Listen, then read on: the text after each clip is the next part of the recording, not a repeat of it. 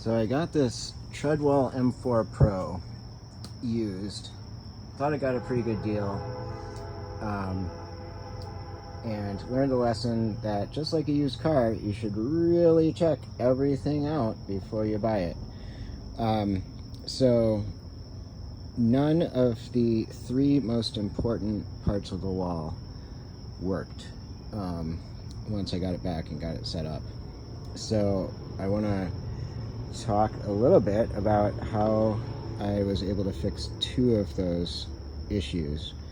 Of course, the wall rotated really well, so I guess that's the fourth thing that's important. But the two things that didn't work were the speed adjust and the hydraulic angle adjuster. This thing right here. And the third thing that didn't work, which I still haven't fixed, I'm waiting for a part, is the auto stop switch. It didn't even have the auto stop switch on it, so I'm waiting for that to arrive, and hopefully I can do something about it. But so for the hydraulic arm, it would cost about $750 to replace, and instead of that, I just took the thing off and got this perforated pull, steel pull from Lowe's for about $10. It's 36 inches, 1 inch by 3 feet, perforated tube, and then I just, these are the bolts that these are the places that the hydraulic arm was mounted. Let's see, and down here. And so I found the right kind of, this is called a threaded rod that I put into there. I think it was 1 3/17, or I don't know, I'm not even gonna guess. But you can just take the original hardware down to Lowe's and find something that fits. I also got these little, I forget what they're called, but it makes for easy hand adjustment. And so when you want to change the angle, you just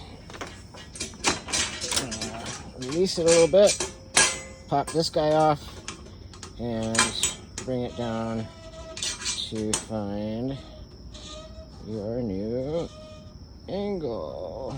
If I can find it with one hand. There we go. Like that. And there it is, at a new angle. It doesn't, of course, have the precision of the original hydraulic arm, but it works for me. Okay, so now for the big thing that I really wasn't sure. So the speed adjuster valve is right here, and it goes into the manifold, and a new one costs $310 plus $20 shipping, which I did not have the money to pay. And so I was really hoping I could get it working again. I talked to Conan Brewer at Treadwall. He was actually completely unhelpful and did not encourage me to try to fix it. But I did. And so basically the way this works is that you've got oil in here, and it comes down into the manifold, and the manifold is adjusting the pressure on this. I'm not sure what this is called, but this is what everything turns on. The chains go through here, and it controls the speed. And so what the valve does, crucially, is, boy, I really want to take it out and show you, but you can see a picture of it on the Treadwall website. It'll show you what it looks like when it's taken out. Basically, it has a couple holes in it that allow oil to pass through when it is open. So it's basically like a cylinder with a couple holes, and then inside the cylinder it has another cylinder, a kind of pointed cylinder that you can imagine almost like a tongue. And as you tighten the knob, it screws in, and that tongue closes the holes that allow the oil to pass through. As you screw it out, it that tongue retracts and opens the holes gradually. And so that's what then modulates the pressure inside this thing, which I guess somehow controls the speed. And so what I did was I took out the valve by unscrewing this part. That's the entire valve right there. When you unscrew that, it's big and it's metric. I used a large adjustable wrench, and I think it's, where did it go to? It's like, I mean, it would be, if it's really on there tight, and this one was pretty tight, but it could have been worse. Like if it's bound up, you probably want not an adjustable wrench, but an actually correctly sized wrench. And what did I determine? Yeah, it's 26 millimeters, so it's really large. I didn't actually have a wrench that size. And my plan, if I hadn't been able to get it loose with that, was to get the proper size wrench, shell out for it. They're kind of pricey, and use a hammer to kind of like knock it loose. But I didn't have to do that. I just applied a bunch of pressure and it came loose. So I got it out, and I then soaked it in Purple Power, which is like an industrial strength degreaser. I soaked it in there for about 15 minutes.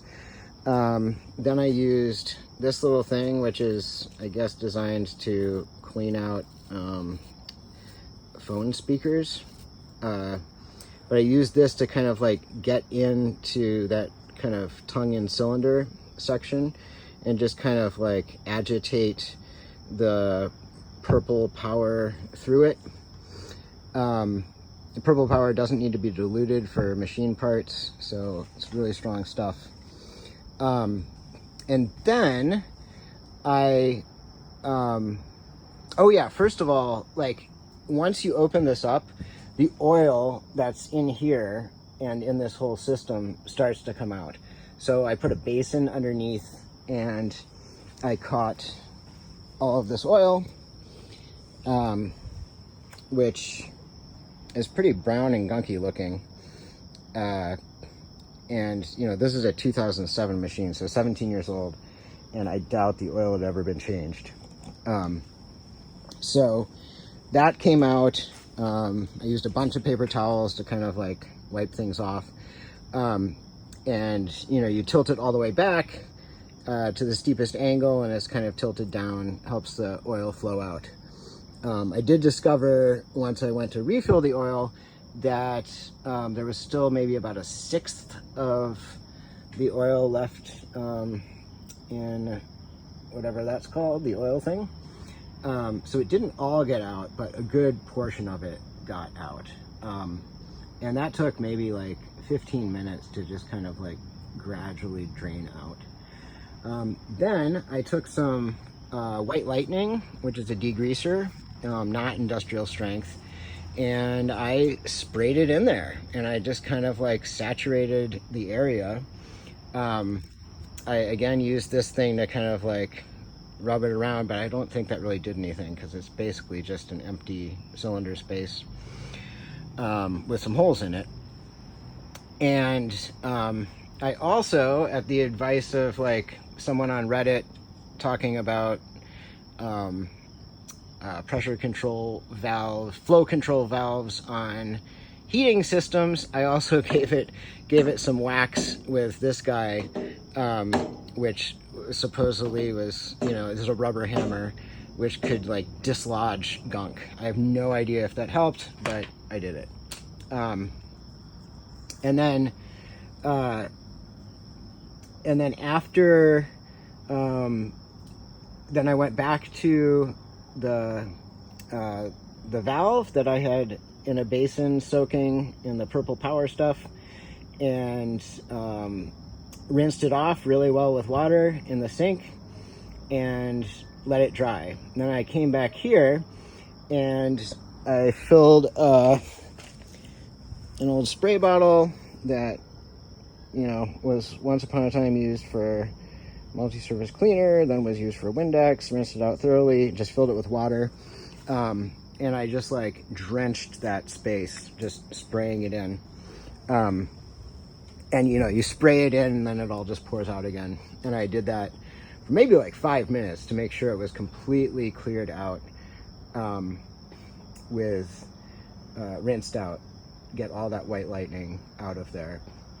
I went back then to the valve itself, which at that point had air dried, and I took this 3-in-1 silicone stuff that's good specifically for machine parts and valves especially, and I put a couple of drops vertically down into that tongue and cylinder part, just a couple drops, and then I put a few drops on the threading, that, like, you can even see it here, like as it screws out, this is the threading. So I put a few drops there, and then I came, I let that kind of, I worked it in and out, worked this all the way out and all the way in, you know, did that several times. Then I came back over here and I used compressed air, one of these guys, and I just sprayed that thing out until it was completely dry, and also hoping that the power of the compressed air, you know, would further like clear things up. Then I screwed the valve back in. Pretty simple, and you know, it gets to a point where it just stops. There's not like any like torquing on it. It's like a solid machined part. Finally, I opened up, there's just like a screw cap on the top of this guy. I opened that up, like took a wrench, one little turn, then it's just hand opening. I put, like I said, there was still a little bit of oil left in. I put in a squirt of this Hyperlube, maybe like 3 squirts. It's supposed to be like 2 ounces to a quart of oil. There's very little oil in that pipe, and so, you know, this is supposed to just help older engines last longer. Figured that would be fine. Got this stuff at the auto parts store, and then I filled it up with SAE 30 small engine oil, which is also used for like machine parts and stuff, and that's what they recommend in the user manual. I filled it up all the way to the top, which I wasn't supposed to do. Then I used a paper towel to just like soak up the excess until it was 1 inch below the top, like the instructions say. Screwed it back on, then slowly, I brought it to the steepest position, because apparently that's the angle at which any bubbles will get worked out of the system. And I slowly rotated it. I opened the speed valve all the way, and slowly rotated the wall several times around, and then I closed it down about a quarter, rotated it several times around again, and then kept doing like smaller increments and rotating it, and finally got all the way to closed, and the thing doesn't even move. Oh, and I should have explained that, like, the problem with it before wasn't that it didn't move. The problem was that it just was on its fastest setting. Had no resistance whatsoever. So that's as far as I've gotten, and I hope it's of use to somebody who encounters similar issues. I couldn't find anything like this online, and I hope it saves people some money and effort.